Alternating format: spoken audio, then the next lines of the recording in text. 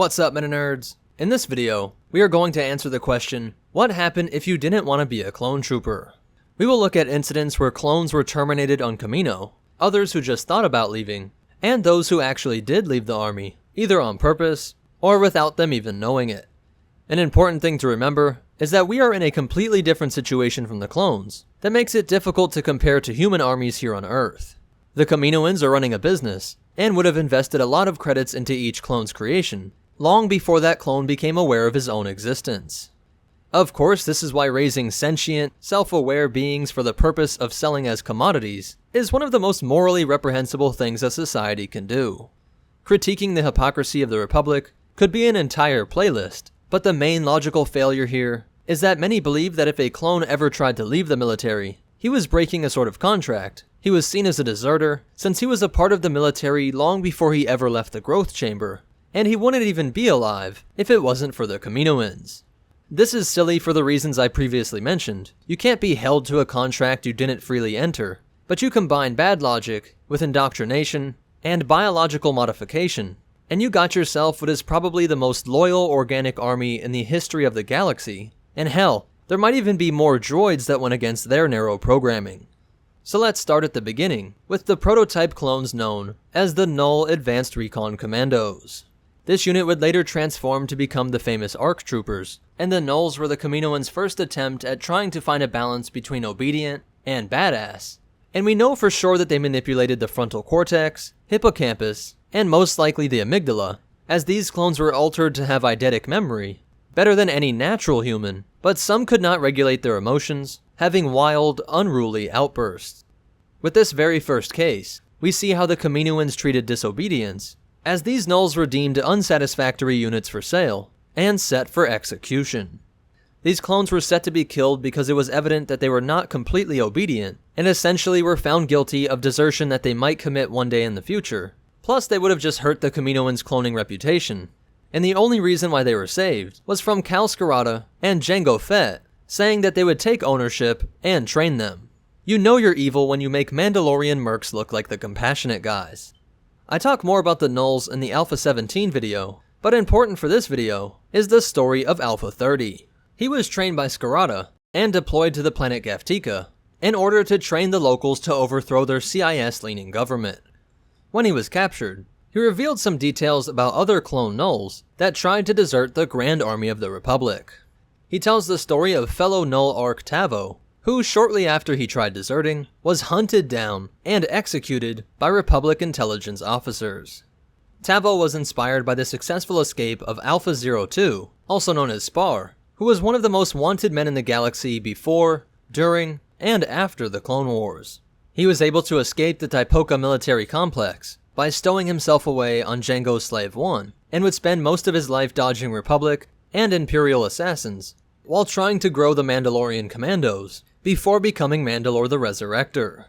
You could say that the Kaminoans just treated the Nulls like this, because they knew that they were a sort of superhuman variant, with bad tempers and extra aggression, too dangerous to unleash on the galaxy without supervision.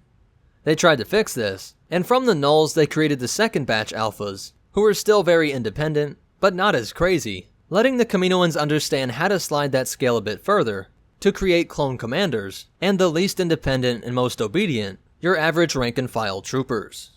These regular clones were decanted in groups of 32, making a clone platoon, and basically did everything together, from childhood training, on through service in the Clone Wars. This meant that even when troopers started to have doubts, they had an entire social structure in place to provide the peer pressure needed to just conform, and all of the clones were drilled with the command code since their earliest memories. This also meant that clones mostly just interacted with their platoon, but they did take notice of the clones that started to disappear. Even during the original conversation with Higo Damask, the cover for Darth Plagueis, the Kaminoans mentioned that humans have particularly high genetic variation that always works its way in no matter what they do, with superficial things like eye color and some minor facial differences, but some cases were so severe that they needed to receive special reconditioning.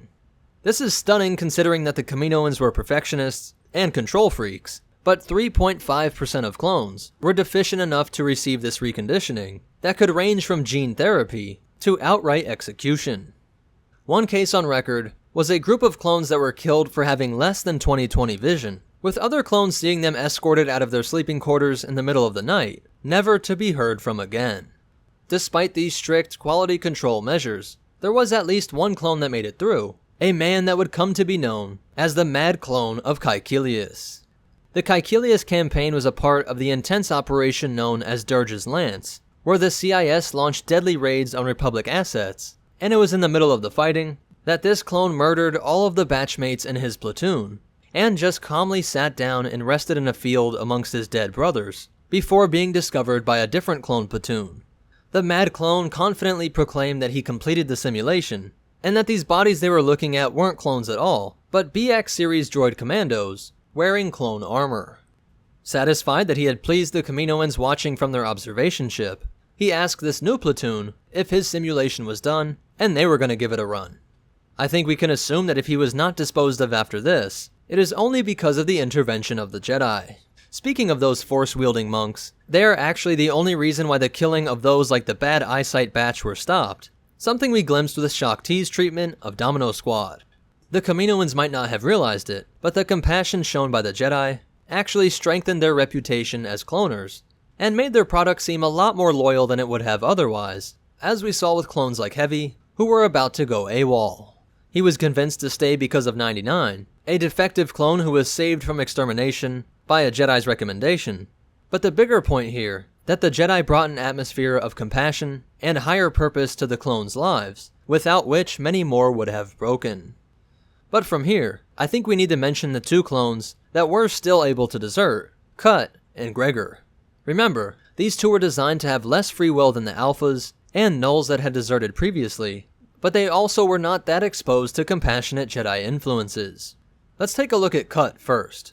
He only made it through one battle, the opening of the Clone Wars during the first Battle of Geonosis. While his squad was leaving upon a transport, it was shot down by Confederate gunships, and when Cut regained consciousness, he found all of his brothers were either dead or severely injured. As the gunship circled back and dropped off a droid search party, Cut decided that he had to leave his brothers behind. We can never critique this difficult decision, but it is interesting to wonder how other clones would have responded. Would Rex have been able to figure out a way to save the injured? Would Thorn have stayed behind with his brothers and gone down in a blaze of glory? We will never know, but Cut was able to make it off-world, though he didn't seek contact with the Republic. Instead, he went into hiding before falling in love with a Twi'lek and living the simple life of a farmer and adoptive father.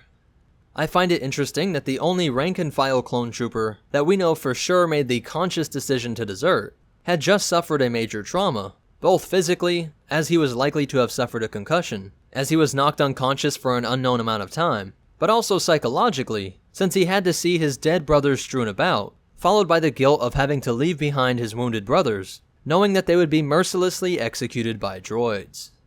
We know each concussion you suffer causes structural changes to the brain, but even psychological trauma causes structural changes as well, with it being well documented that PTSD does damage to the hippocampus and amygdala, areas of the brain known for regulating emotions, learning, and memory. So one of the areas the Kaminoans would have definitely interfered with when trying to make an army of skilled but always obedient soldiers. The cloners used Jango Fett as a template, but they made them a bit more docile and subservient, meaning the structure of the hippocampus could not have been identical to Jango's. Remember, not knowing exactly how much of this to alter is what made some of the Null clones so emotionally unstable. Cut's desertion may just be the result of a culmination of different incidents that allowed him to break free from the army, as he was forced to leave his brothers behind in order to survive, and perhaps most importantly, he had to deal with this all alone. So Cut hadn't seen much combat, wouldn't have been around Jedi for very long, and instead of being a part of military life, around others that could have normalized the experiences and provided much needed camaraderie, Cut experienced this traumatic event and then was isolated for what could have been months. This incident forced Cut to see that he could make it without the cloners, Jedi, or even his brothers, so when he finally gained access off-world and could rejoin the Republic, he just decided not to do so.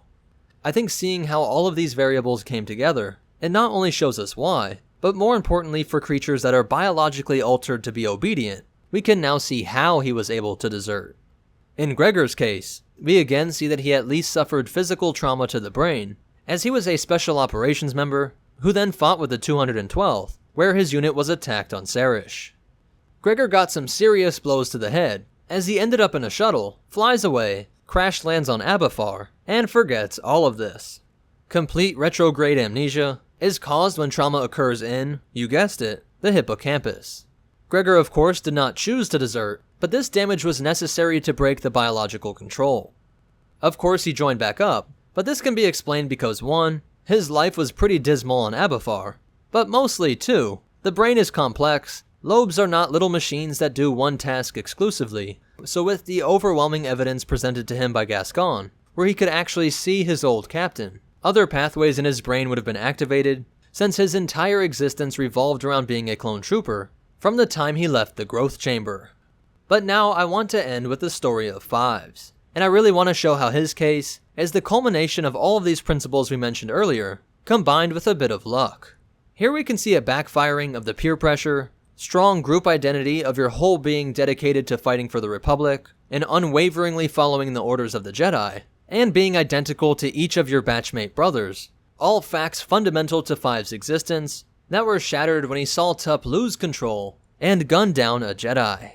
In a way, these Jedi Generals provided the clones with a meaning for life, facilitating them in carrying out the purpose that they were literally born for. Imagine the kind of insane existential crisis that this would have created in Fives. It would have pulled apart the seams of his entire upbringing. A Separatist-made virus was blamed for causing Tup's actions, but Fives was skeptical, already doubting the Kaminoans, since he would have heard rumors of the other defective clones that were disposed of, and knew that the cloners had altered the troopers' brains. This suspicion, combined with happenstance that the droid attending to him would let it slip that the Kaminoans intended to wipe his memories and reassign him to maintenance duty, and Fives was able to cut through the veil and uncover the existence of the inhibitor chip. It was just bad luck for the Kaminoans and Palpatine that the droid would have accidentally revealed the memory wipe. But then again, as Obi-Wan says, "In my experience, there's no such thing as luck." So perhaps the Force itself was involved here. If not biologically altered via the midichlorians that were in all living things, at least the compassionate element introduced by the Jedi is what allowed some of the clone troopers to later defy Order 66. In the book Dark Lord: Rise of Darth Vader, we see that Palpatine understood this variable very well. The Emperor informed his enforcer of clones that deliberately disobeyed Order 66, and aided in their Jedi General's escape. The quote reads, "What was the cause of the troopers' insubordination, Master?" Vader asked. "Contagion," Palpatine sneered. "Contagion brought about by fighting alongside the Jedi for so many years. Clone or otherwise, there is only so much a being can be programmed to do.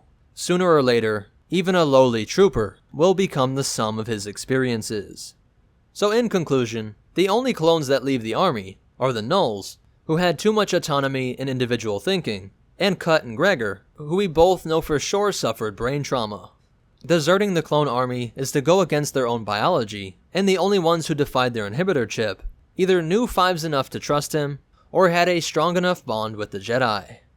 You can look at this Jedi influence as being just a psychological change, or because all living things have midichlorians, the living force could have also changed some aspects of their biology.